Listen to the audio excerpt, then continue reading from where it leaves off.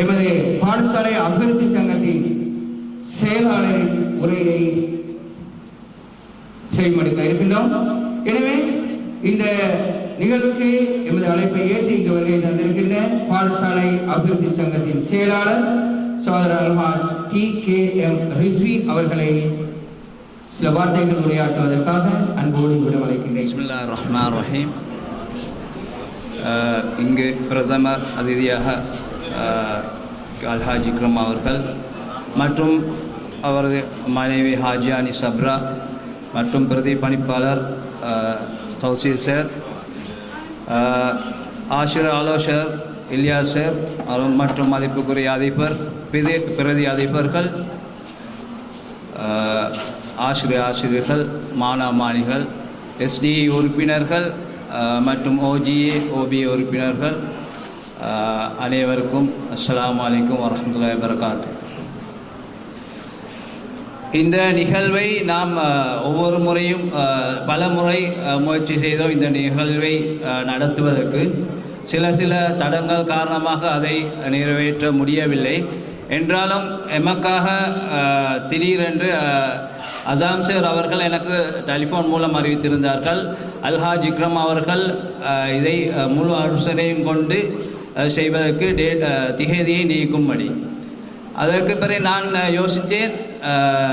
அவருடைய சில வியாபாரத்தில் சின்ன பிரச்சனை வந்தது. நான் உடனே அவருக்கு டெலிஃபோன் மூலம் அவரை தொடர்பு கொண்டேன். ஹாஜார், இந்த நிலைமையில் நீங்கள் இதை செய்வதா இல்லாட்டி இதை பிற்போடலாமே என்று.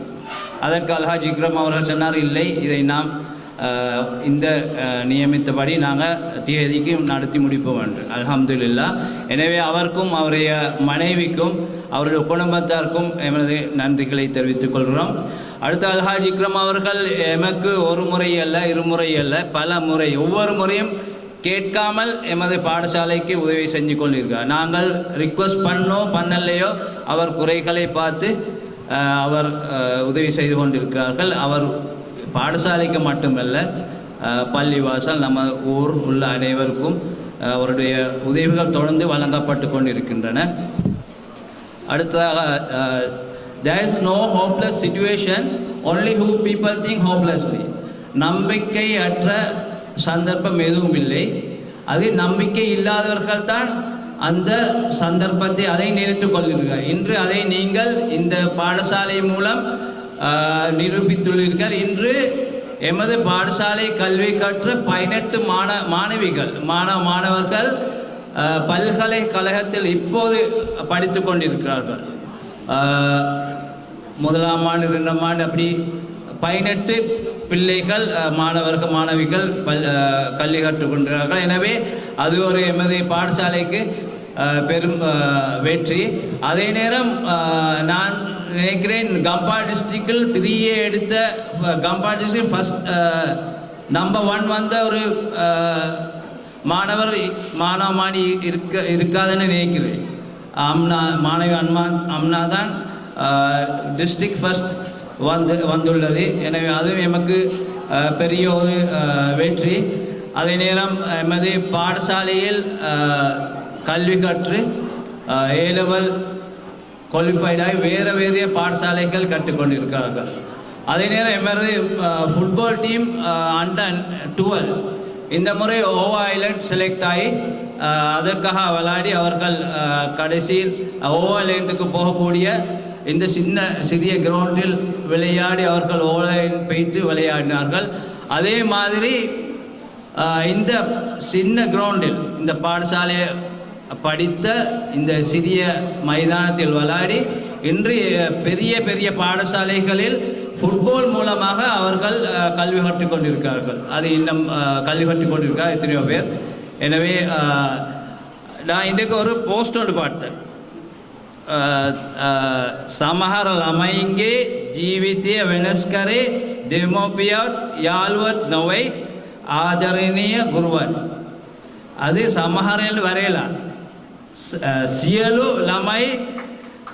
ළමයිගේ ජීවිතය වෙනස් කරේ ආදරණීය ගුරුවරුන්ට தான் வரணும். அதை நான் கட்டாயமாக ஃபேஸ்புக்கில் நான் மெசேஜ் ஒன்று போடணும். இது மாற்றணும் வந்து இனி பாடசாலையில் உங்களுக்கு இவ்வளவு வெற்றி காரணம் ஆசிரியர்கள் தான். அவர்கள் அவர்களுடைய பொறுப்புகளை சரியாக செய்யாவிட்டால் உங்களுக்கு இன்று யூனிவர்சிட்டியோ அல்லது ஏ லெவலோ போக முடியாது.